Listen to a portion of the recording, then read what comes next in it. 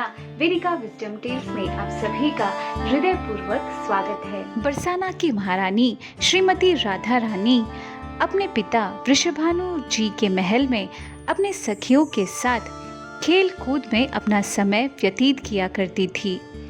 कृष्ण की मूर्ति को सदैव अपने पास रखकर उनका श्रृंगार करती और सभी सखियों के साथ मिलकर कृष्ण के लिए भोजन भी तैयार किया करती थी। एक दिन जब श्रीमती राधा रानी और उनकी सखियां इसी तरह खेल कूद में व्यस्त थे कि अचानक दुर्वासा मुनि वहां आ पहुंचते हैं।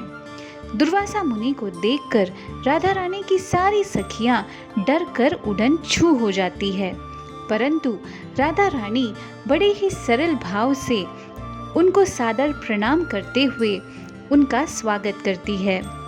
राधा रानी के इस सरल व्यवहार को देखकर दुर्वासा मुनि राधा रानी से अनुरोध करते हैं कि वे उनके हाथों से बना हुआ खीर चखना चाहते हैं।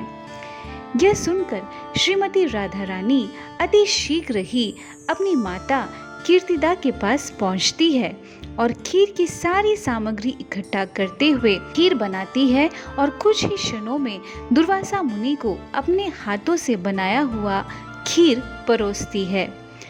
राधा रानी के इस अति शीघ्रता को देखकर दुर्वासा मुनि हक्का बक्का हो जाते हैं।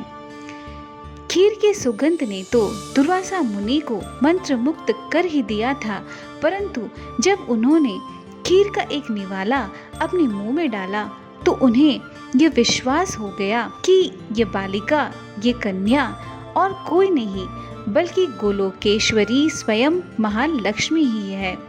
दुर्वासा मुनि ने श्रीमती राधा रानी को प्रसन्न होकर स्नेह पूर्वक कहा कि हे पुत्री, तुम्हारे हाथ से बना हुआ खीर चखकर मुझे परम आनंद की अनुभूति हुई है। मैं तुम्हें आशीर्वाद देता हूँ कि जो कोई भी तुम्हारे हाथ से बना हुआ भोजन ग्रहण करेगा उसकी आयु, यश, सौंदर्य और शक्ति में दिन प्रतिदिन वृद्धि होगी। इस वरदान के बारे में जब यशोदा मैया को पता चला तो उन्होंने तुरंत ही कीर्तिदा अर्थात राधा रानी की माता से अनुरोध किया कि वे प्रतिदिन भगवान श्री कृष्ण के लिए भोजन बनाने हेतु राधा रानी को भेजा करें, ताकि कृष्ण को दुर्वासा मुनि द्वारा दिया हुआ इस आशीर्वाद का पूरा लाभ मिल सके। इस तरह दुर्वासा मुनि का आशीर्वाद राधा रानी के लिए काफी लाभदायक सिद्ध हुआ। आज की कहानी से हम यह सीख पाते हैं कि शुद्ध भक्ति आध्यात्मिक अभ्यास का उच्चतम रूप है। विनम्रता और प्रेम से की हुई भक्तों की सेवा उनकी आशीर्वाद और कृपा को स्वाभाविक रूप से आकर्षित करती है। भगवान के दिए हुए प्रतिभाओं को जब हम उनकी सेवा में लगाने की इच्छा करते हैं तो भगवान स्वयं उन सेवाओं को स्वीकार करने के लिए हमें अवसर प्रदान करते हैं।